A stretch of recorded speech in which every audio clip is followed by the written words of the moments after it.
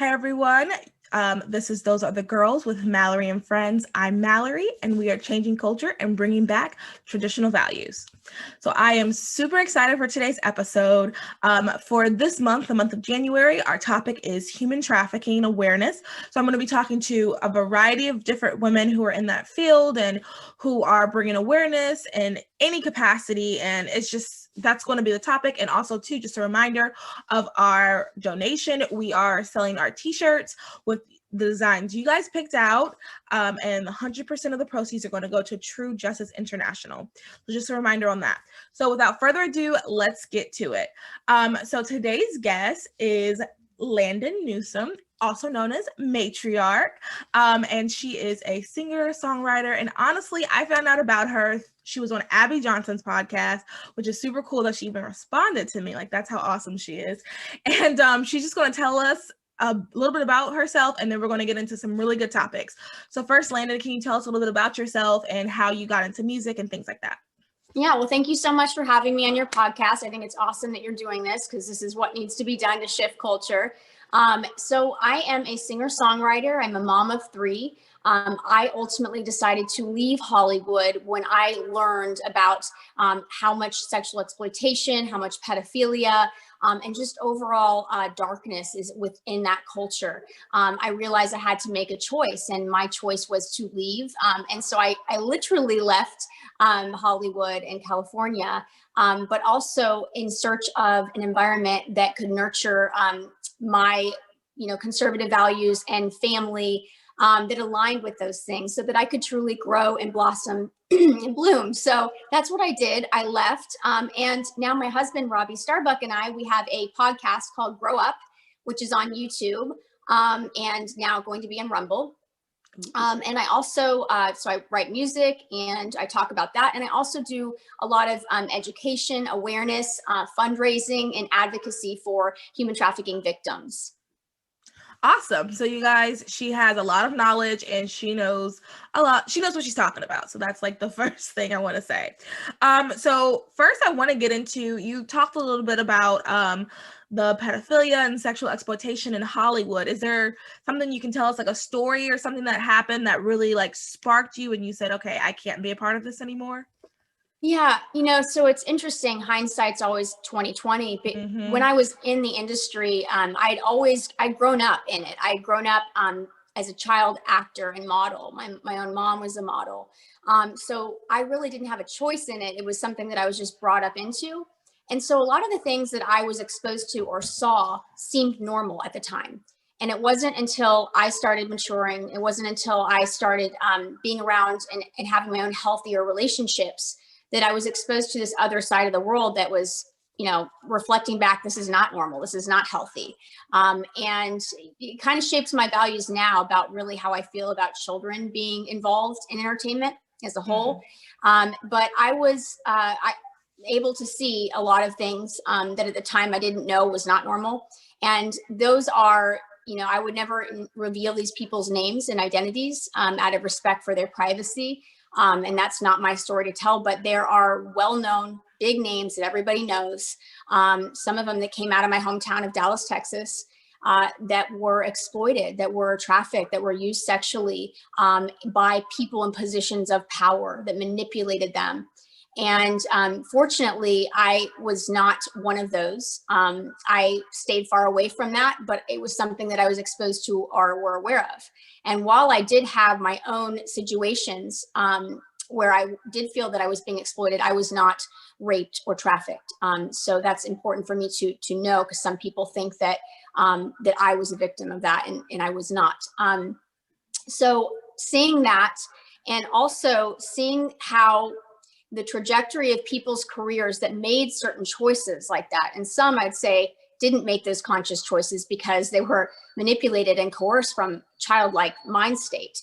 But anyway, that those decisions and choices that were made in their career, either for them or by them, aligned with very successful things happening. And so I really didn't understand when I would hold my ground and when I would choose to have integrity and say, no, I'm not going to wear that, wear the pants, like, why do I have to take my pants off for this video? This doesn't make sense. So things like that would happen. And then the next day I would get a call from my manager saying, I'm sorry, they don't want to work with you anymore. And I'd say, why? I'd say, well, they think you're difficult to work with. So then you would get a reputation then for being somebody that was not going to do as they said. Sorry. And from the outset, people don't understand what that means, but when you're difficult to work with, it means you're not willing to do whatever they want you to do. And they'll say, you don't want it bad enough, or you're not hardworking enough, or, you're just not willing to do what it takes to be successful. And really what that means is you're not willing to compromise your integrity. And I want to get this message out so desperately to young women, because they get into this industry or they move to Hollywood with these big dreams and they don't understand how it works. And I'm not saying that every single person who's successful in Hollywood has been victimized or exploited themselves, but I'm saying I haven't met very many. And I want them to know that and be armed with that knowledge, because what happened to me was I thought that something was wrong with me. And I thought I wasn't talented enough, or I wasn't a good enough singer, a multi-instrumentalist, or a good enough producer. And I started reflecting that societal viewpoint of not being enough. And really that was not what it was about. And so that is my story, and kind of how I started figuring things out is watching people have sex with the director or somebody's boyfriend, or a lot of sexual quid pro quo going on, and a willingness to do whatever it took behind those closed doors. And I saw parents allow it. And that's a whole, other world, but that's basically what opened my eyes, is seeing that everything I thought was not real. Yeah. Wow.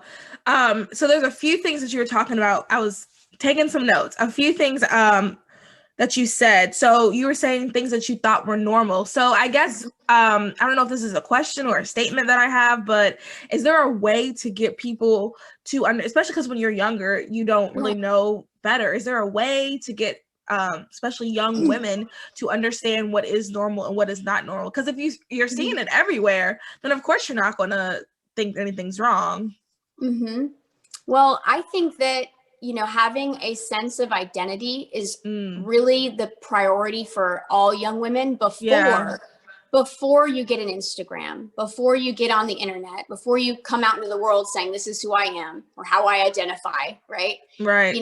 This is really important, because that is our foundation. And if we don't have a foundation, the second somebody, comes into your awareness and space, you're highly manipulatable. Because somebody who doesn't stand for anything will fall for anything, right? So that's kind of what happens. And you look at how it relates to human trafficking, or sexual exploitation, which is just exploiting a vulnerability. So a lot of that times, a vulnerability is just a lack of confidence, a lack of self possession, a lack of identity. And traffickers, exploiters, predators, record label executives, whoever it is, it's going to look at a person to exploit them, is going to look at somebody who has those vulnerabilities.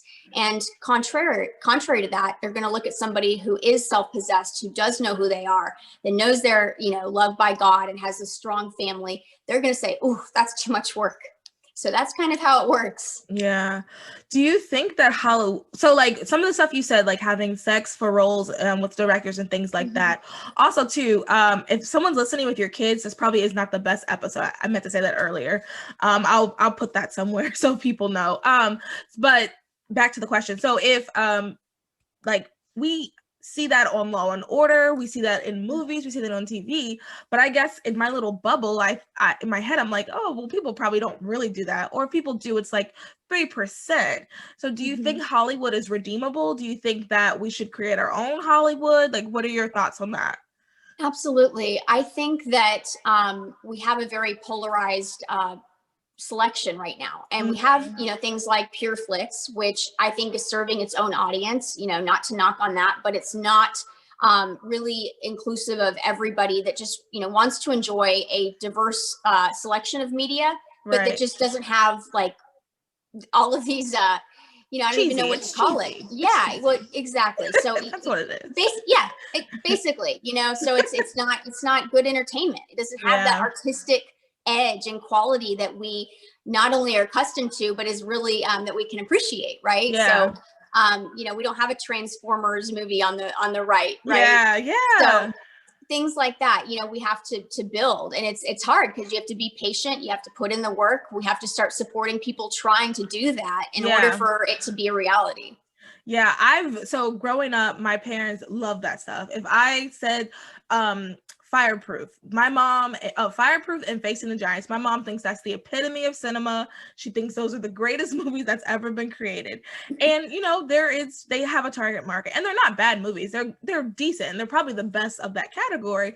But I've always thought, like, as Christians, we can do so much better. There's so many talented Christians, and I don't really understand why we have all of these like really cheesy, terribly written, kind of poor acted out movies. And I always said when I was younger, I was like, if I ever get money, I'm going to invest in someone to make decent Christian movies, because Transformers, that, like you said, for Transformers, it's not even that big of a story. Like, it doesn't have to have the inappropriate scenes that it has. It just needs someone to write it, to come together and put it together, and then instead of those inappropriate scenes, add something more action or add something funny. And that's all we need. We don't necessarily need people who are like throwing a Bible verse in every 5 seconds, but we just don't need the raunchiness. That's right. Extra. And absolutely. I really, if anyone listening, if you are interested in that, if you want to be like, please like reach out to me. I don't have any money right now, but like, I want to support you, because that's a very good point. Like, that's one of my biggest problems with this stuff. If we're going to change the culture, if we're going to make things better, we can't like produce terrible movies. And not all those movies are terrible. Some of them are really, really good. It's just a majority of them are just really cheesy and right. Well, we have to appeal to a wider audience, because there's some people who are not Christian. They're good people. They just don't want the perverted nonsense from Hollywood and the constant political indoctrination and you know, all of that stuff. They just want it removed. So that's basically what we need to create to have a wider net, to connect with people and to have a shared culture. Yeah. I was going to ask this question last, but I think I'll just keep this up here. So do you have any advice for people, for young girls that are listening, maybe not even young, but like 20, 21, that are interested in going to Hollywood, and like they are very talented actresses and they want to be a part of this, but they just don't want to get caught up and they're concerned, or they're already there and they feel like they're getting caught up? Do you have any advice for them? Yeah, I mean, I guess it's a two-part thing. You know, if it's a younger, child that happens, where the parent is going to be involved in that conversation, to protect them. If it's a younger child that loves, acting or being in front of a camera or any of those things, I would say I think that's great. Being artistic or being creative and wanting to express yourself, channeling it into, really refining that art form. So what if it's dance, or if it's music, singing, instrumentation, acting class or theater? Those things are really a way of nurturing that gift in a child and that passion. But I think where we go wrong is nurturing this idea. Like, for instance, if we surround our kids with YouTube videos or Disney, right? The kid gets an idea that the validation is more important than the art form. They're not doing it for the purpose of, I love dancing. They're doing it for the purpose of, I like the feeling I get when people pay attention to me dancing. And I want more people to pay attention to me. So it's a lot of kids that are really, what they're craving is that validation from their parents, or that attention from other people, that external validation. And that can be a really tricky thing, because you're setting up your kid to constantly need that external validation to feel good about themselves. And they might not actually even like dancing, and missing out on other gifts they might have.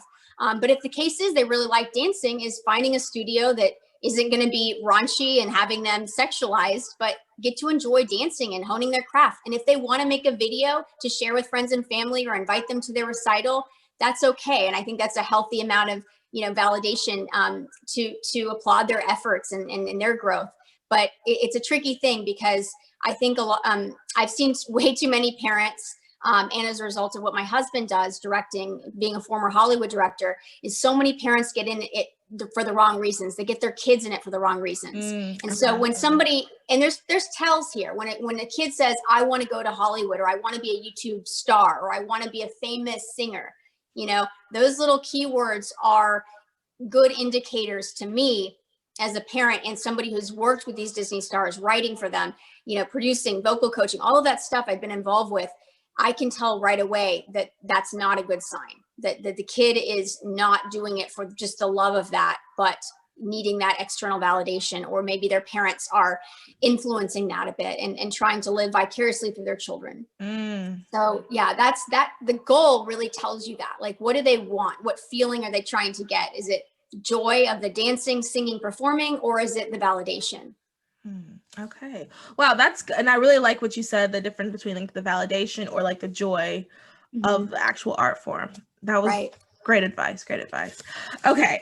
So we can transition a little bit into, I guess it's kind of the same realm, but what made you get passionate? And you kind of touched on it, about sex work and human trafficking. Like, what was it that just was like, okay, I need to do something?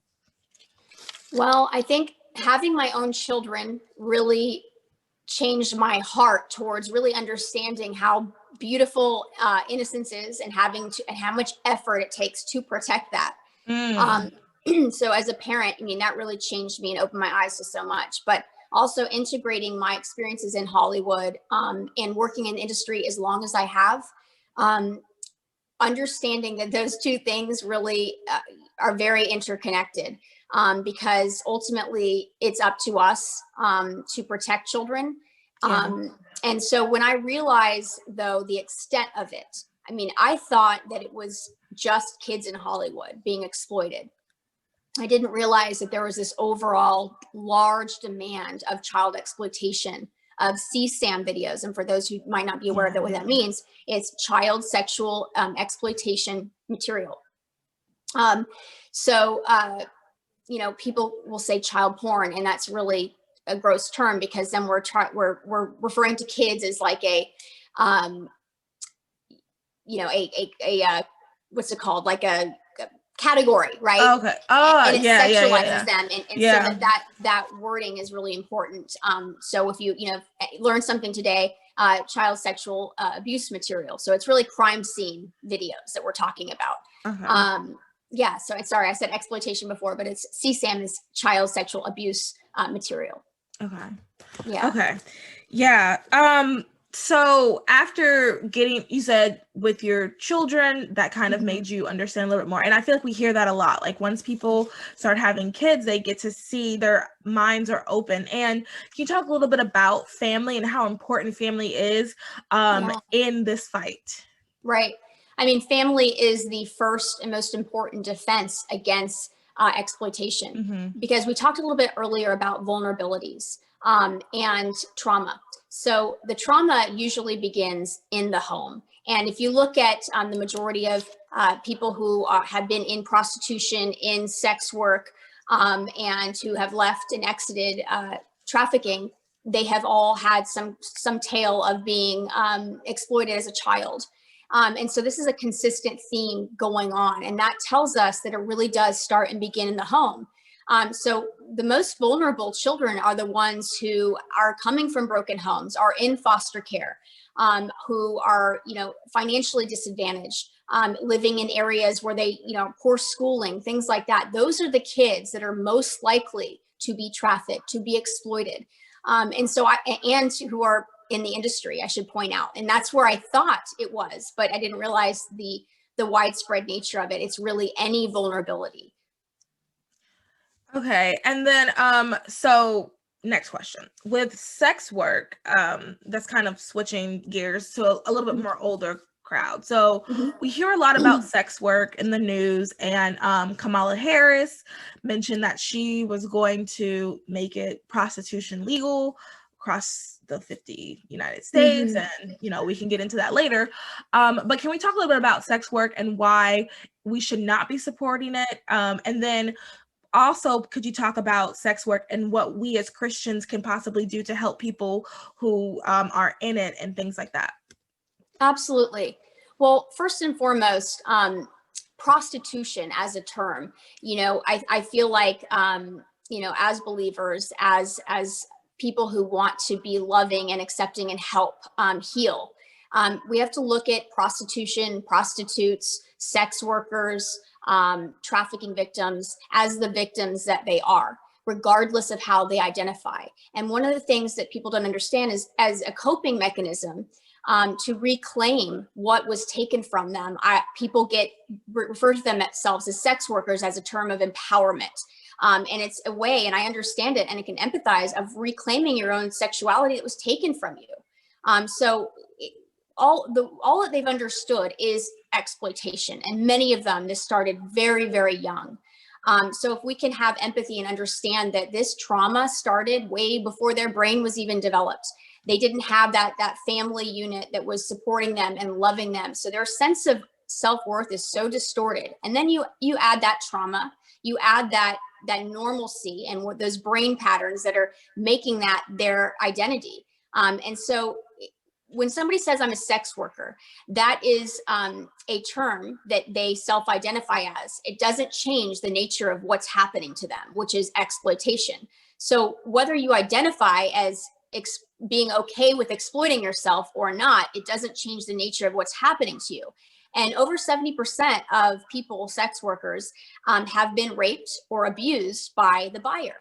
And the buyer isn't buying women to empower them. Right. None of them are. They're not, and they're not buying them to have beautiful, loving, consensual sex. They're not buying. That's not what the demand is. So there's this objective reality, regardless of what people on the left in these pro-sex work movements think, or Kamala Harris, or any of these people think, including the sex workers.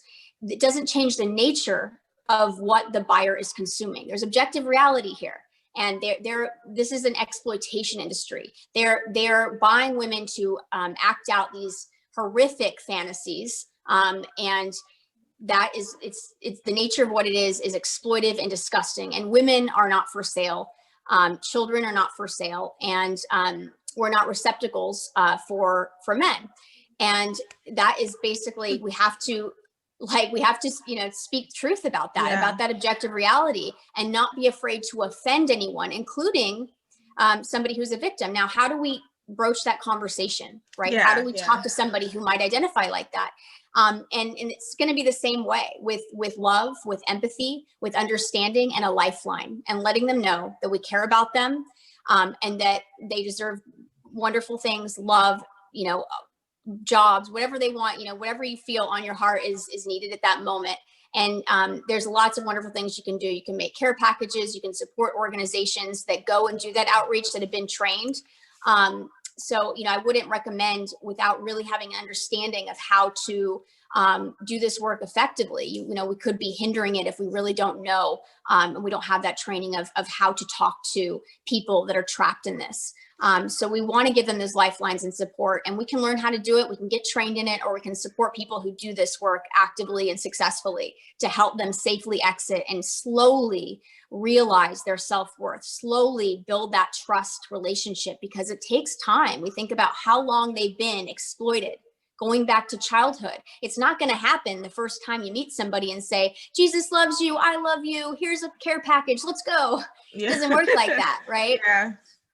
Yeah, statistically, I read somewhere it takes like 7 encounters. Like, you have to go, the people who do that, who that is their ministry, they have to go see someone, have 7 meaningful interactions before they'll even consider it. Right. And I like what you said earlier at the beginning of the question, when you were talking about it's an exploitation, and you were saying that most people don't really even want, it doesn't start off as something like, not everybody starts off as a sex worker, sometimes other things, because when I have had conversations with people talking about how I don't support porn and how I don't support sex work, a lot, especially people on the left, they always go, and even some libertarians, no offense to libertarians listening, but a lot of them go, well, they want to be here. That's what they make that decision. We can't legislate morality. But it's so much more than that. As a woman, I cannot imagine someone waking up one day and absolutely saying, and when they're living their best life, when all their needs are met, saying, yes, I would like to become a sex worker. That is just not something that I think it's impossible. Like I would never believe someone that said that. Yeah, and that's so true. And you know, again, that's somebody who has been victimized would say something like that, because you look going back to slavery. You know, there were actual slaves that were so manipulated, so brainwashed that they wanted to stay in slavery.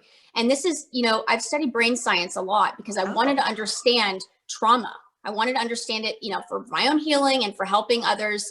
But, you know, your brain likes what's familiar, and it creates its own survival mechanism to keep you in this homeostasis where you feel safe. And sadly, you know, some victims feel safer in the exploitation they know, rather than the world they don't know, with people they don't trust. And so many of them have been moved, you know, city to city, different handlers, different traffickers. So some situations are better than others. And if they have learned to survive in that place that they're at, they will want to stay there. And it's not always a conscious choice. It's a brain survival state choice, that where your brain goes into survival mode and you're not thinking from a place of, you know, any place else conscious, really. It's really just, you're just trying to survive. Yeah. And I think, like you said earlier too, and it's connected to what you just said about thinking of people as victims, as someone who is a victim of this situation. And as Christians, I think sometimes we, especially if we've been like a Christian for a long time and we're just so in our little Christian bubble, and we see, you know, J-Lo on TV doing all this stuff half naked, we get in our little minds like, well, they shouldn't be doing that. Those little girls are fast. They're wearing the short booty shorts and blah, blah, blah. But I think that once, like you said, once we start thinking of people as victims and we really truly see that it's the brain trauma, it is all these other things, we can truly have compassion and we can support other organizations. I do like what you said. I don't think that, especially with all of the stuff that came out recently with Epstein Island and Q, I know Q is very popular and all of these things. I don't think that the majority of us, dare I say, 70% of us are equipped to help one-on-one a victim. I think, like you said, organizations that have been trained, that have been doing this for years, are better equipped. So I know there's a lot of people who listen that are like, I have to do something. Well, I think the best way would be to support people or get the training yourself.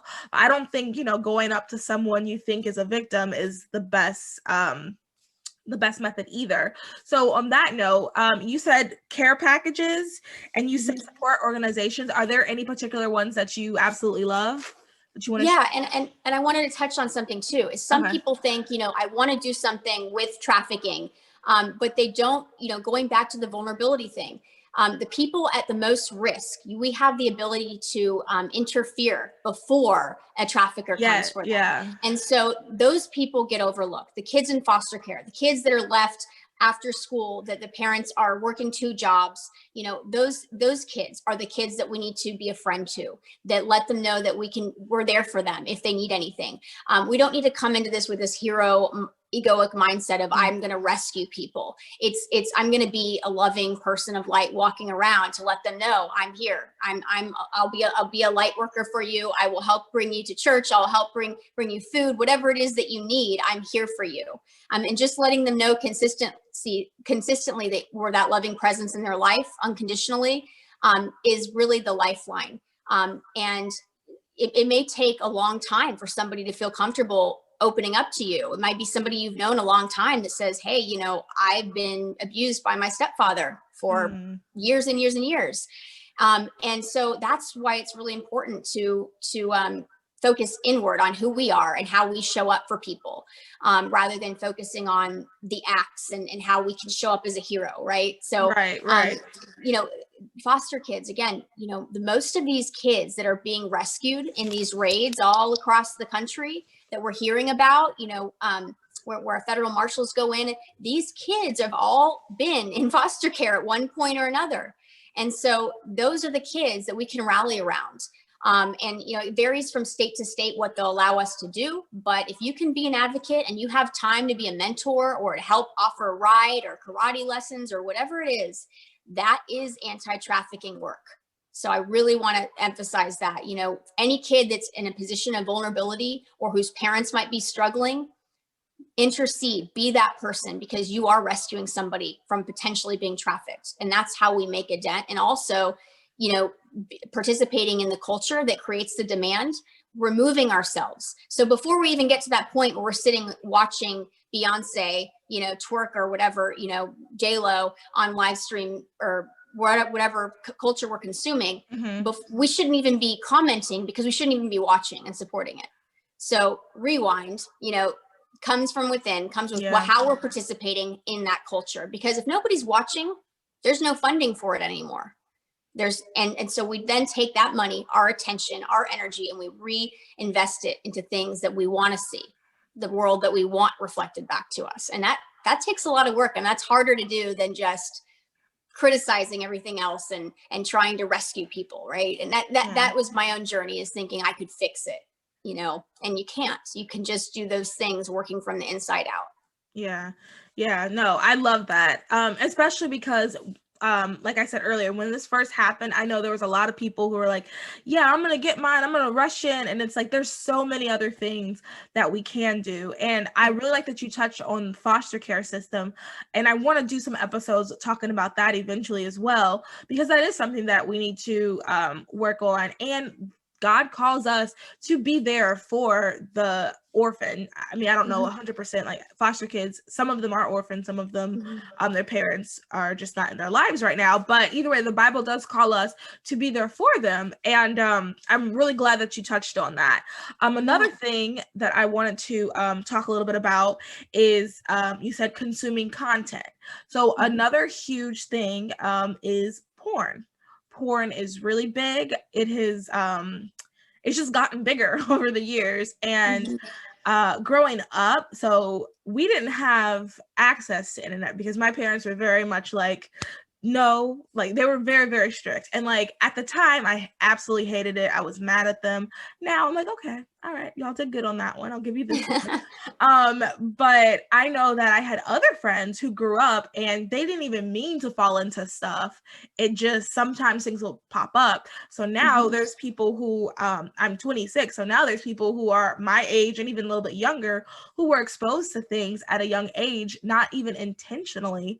And now they have these addictions. It is very common, even amongst Christians, which is, I think we just don't talk about it. And another thing I really want to talk about on the podcast one day is do a full episode about this, but is porn.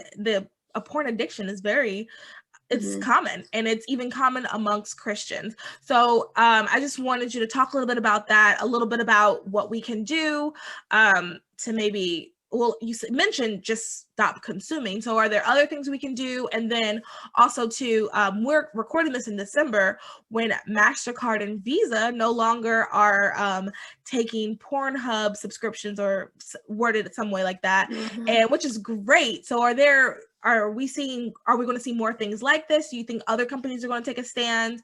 And what are your just tons of thoughts? You can say whatever. Absolutely. Okay. So,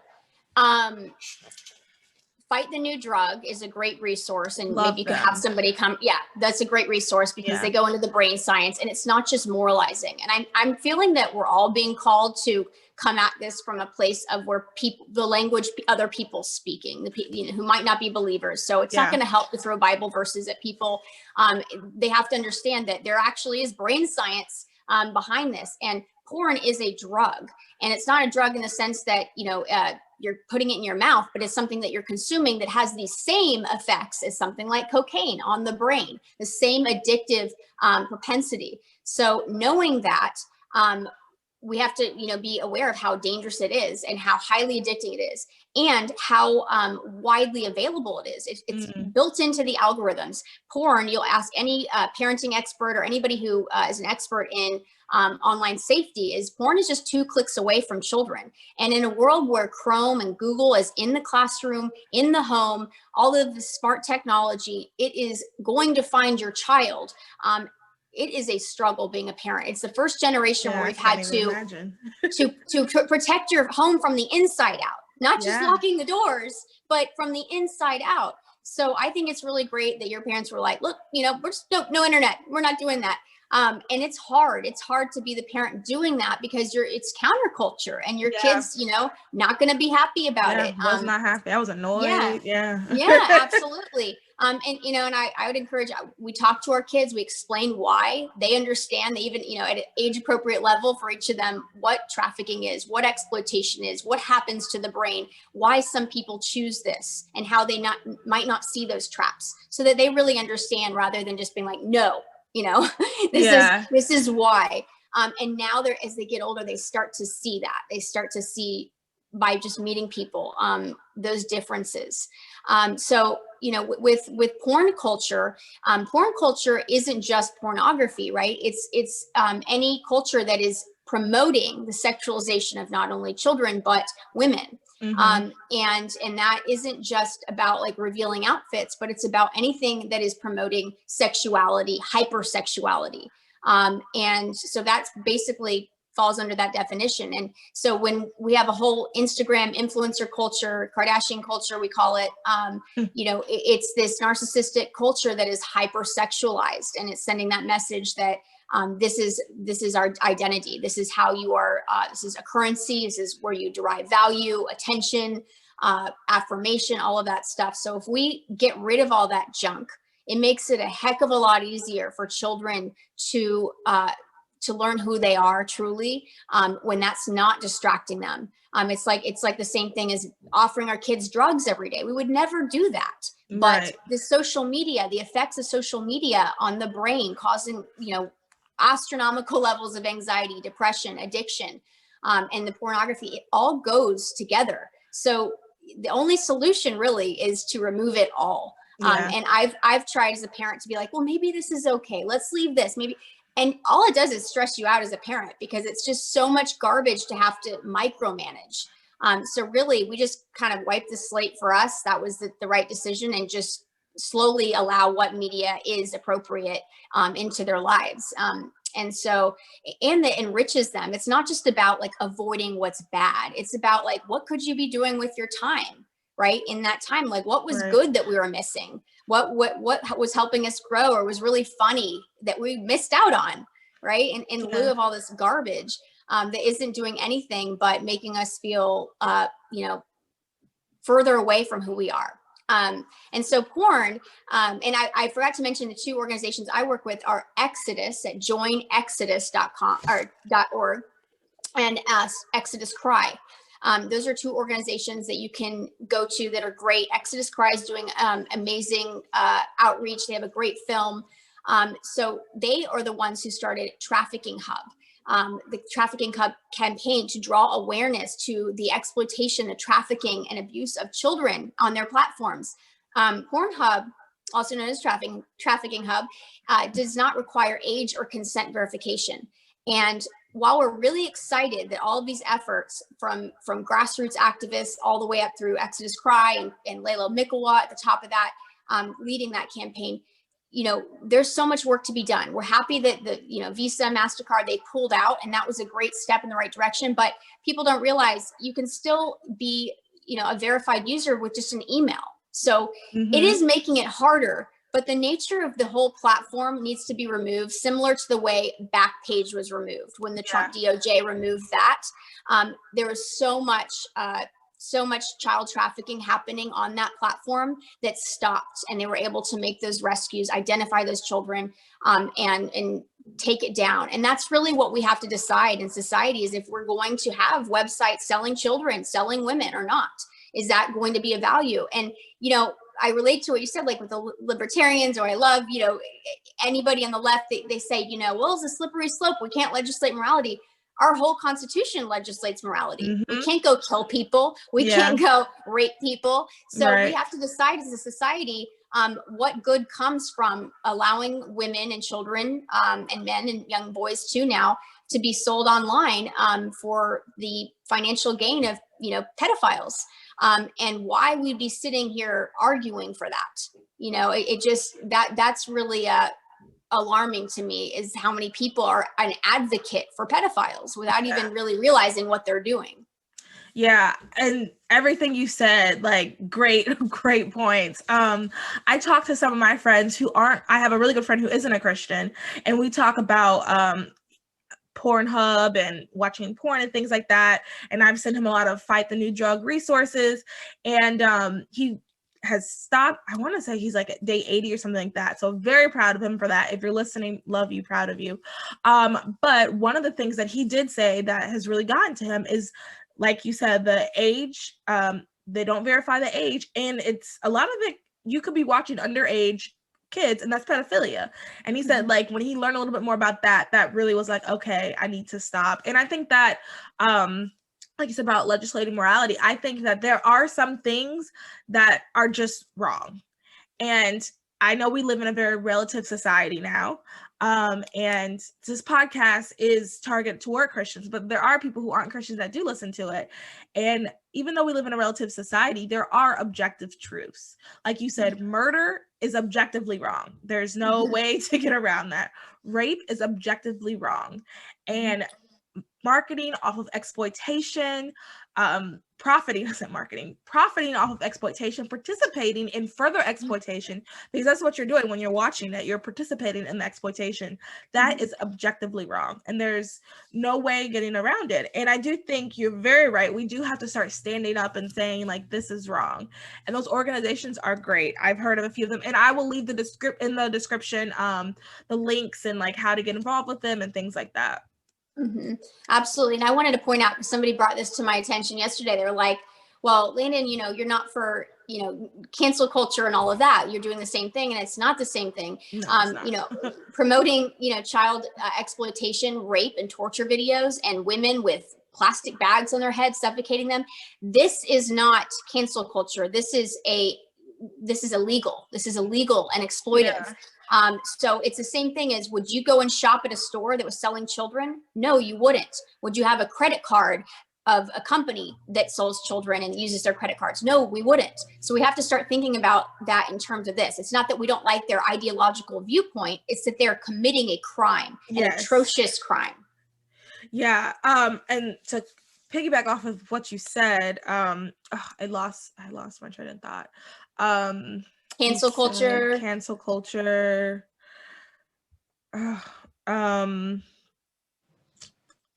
I forgot. I guess it was no worries. Important. Yeah. Happens all the time. I should have written it down. I've been writing stuff down this whole time and I didn't for that 1 second. But anyway, I guess it wasn't important. But yeah. And then last question before we wrap up, if there are 3 advice, and you can just recap everything you've said if you want to, but like 3 points you want to give to parents listening to protect their kids from sex trafficking, to protect their kids from in Hollywood, or just to help their kids just not become victims. If there's 3 things that you would tell them. Yeah. Number 1, Hollywood is run by pedophiles, and it's a pedophilic culture where people look the other way when abuse is happening.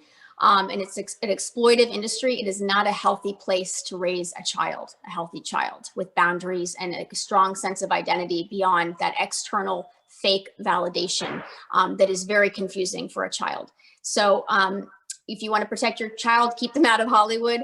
And also, cleaning our home from the inside out. It's a tedious process. It's unavoidable. And even with certain apps that claim to be parental protection, and like you could go on Safari or Google Chrome and put in the parental protection, they don't work, and they're designed to not work. So we cannot rely on the same companies that have the 2-click algorithms away from high-paying porn incentivized ads. And things like that to drive traffic to these places. We can't trust the same people that are part of the sexual exploitation and porn culture to be the protectors of our children and the guides in that process. We have to lean on ourselves. We have to do our own research. And for me, it got too tedious listening to all the experts and trying to find the different apps that do work and all that. It got to be too much. And I realized, what am I doing here? Why is it so important for my kid to be on the internet and perusing this world that they don't understand when they don't even know who they are? So I said, no Instagram, no YouTube, none of that stuff. And anything that is allowed is stuff that is clean, that doesn't have a hypersexualized agenda or any leftism agenda in it, political indoctrination, none of that. It's just clean, appropriate child content. And we have those conversations. I'm not, we don't keep it G-rated all the time. We have real conversations that are nuanced, and we educate our children on the dangers and have those conversations rather than just a, no, because I said no, household, because that only, when kids are then exposed via friends or school or the world, they will not be equipped and to understand and have that education of why it's wrong, what it leads to, how dangerous it is. So that's really been the best path for us forward, is cleaning from the inside out and really just allowing them instead to invest in their talents. And my son actually loves making videos. So, we allow him to do that because he loves, doing these little videos with his cat. And anyway, so we allow him to do that and make funny videos and learn how to edit things and how to make cool effects, but we're not broadcasting it, to the world. We're not trying to get him likes, all of that stuff. Yeah. So that's really where, we have to kind of see, why are we doing this and what message are we sending, at this young age? Yeah. And I just want to add this, and I always preference this. I'm not a parent, and I don't want to tell anybody how to parent because I don't know. Landon is a parent, so she can tell y'all. But one thing I think is really important is watching, doing the whole, here's my phone type thing. And I'm just gonna share a quick story. I had a friend that was dating this girl that had a kid, and we were all hanging out one day. This was in undergrad, and the kid had come over, cute little girl, super sweet. And the mom just gave her iPad and said, here, just watch this and sit to the side. And just being I love kids, and I have a motherly whatever to myself, and I'm just kind of oh, I don't think you should have done that, but I'm not gonna tell you how to raise your kids. And I just casually walked over, oh, what are you looking at? And it was the weirdest thing. She was giggling. It was a lady dressed up as Elsa and a guy dressed up as Batman. And I'm assuming it was for kids. I was but it looked weird to me as that could be what kids are into now. But my whole point in saying that is just piggybacking off of what Landon said, just working on what's inside. It really probably is not best to just give your kids whatever, because it looked weird to me. I thought it was strange. I don't know. And it's for kids, but you don't know if you're not watching yourself, you don't know what they're doing. It could have been something super innocent, and then all of a sudden they do one thing that's a little off. Absolutely. You don't know these people's intention. So just like she said, inside, pay attention to what's going on inside your family. And then if you don't have kids, I think it's also good information to take in from what she said for your future kids, but also too for your nieces and nephews, for your friends that have kids. So if I'm watching one of my friends' kids, I don't do the whole here's the iPad thing. I try to talk, we try to do things one-on-one. I mean, a lot of them are more babies, but I still wouldn't just give them just an item. And I think these are just things to know going forward, even if you don't have kids. So last 100%. Oh, yeah. Last question. If someone wants to find you, support you, listen to your podcast, listen to your music, if they want to donate to any of your causes, how do they do that? Well, you can go to my website at matriarchsongs.com, and hopefully you can put that in the description. Yep. I know matriarch's kind of one of those weird spelling words, but that's has great information. Yeah, it leads to the organizations I work with. And so there's great resources, information there. Also, all of my music proceeds go to trafficking victims or these organizations actively helping that. So I don't make money off of that. It all goes to them. And then my husband and I, Robbie Starbuck, we do a podcast called Grow Up. You can go to growuplive.com. We're on YouTube. We're on Rumble now, since we're switching over there with all the YouTube censorship going on. So you can find us there on Instagram. I'm Matriarch Songs. And you can find me on Twitter as well at iMatriarch on Twitter. All right. Thank you so much, Landon. I really appreciate you coming on. I honestly learned a lot. That's part of what I was taking notes for. And I think that everyone listening had to learn something too. And you guys really follow her, stay connected. Let's support her. Let's support, I think I said it at the beginning too, but let's support people who have our values, because that's more of what we need out there. We need more of people who are supporting and doing better things than those people who are honestly hurting culture. As we say on the podcast, we are changing culture and bringing back traditional values. The only way to change culture is to be in the culture and doing things that are counterculture. Once we get more people supporting this, once, Landon is like at the top of the charts, more people are going to look at her like, oh, wait, what is this? And we can help each other, and we help build, and we can get back to a more morally based society. Anyway, that was my rant for the day. Thank you guys all for listening. Please don't forget about this month's donation. There will be links in the description as well for that. So yeah, everyone, thanks so much for listening. Bye. Thanks. Bye, everyone. Thanks for listening.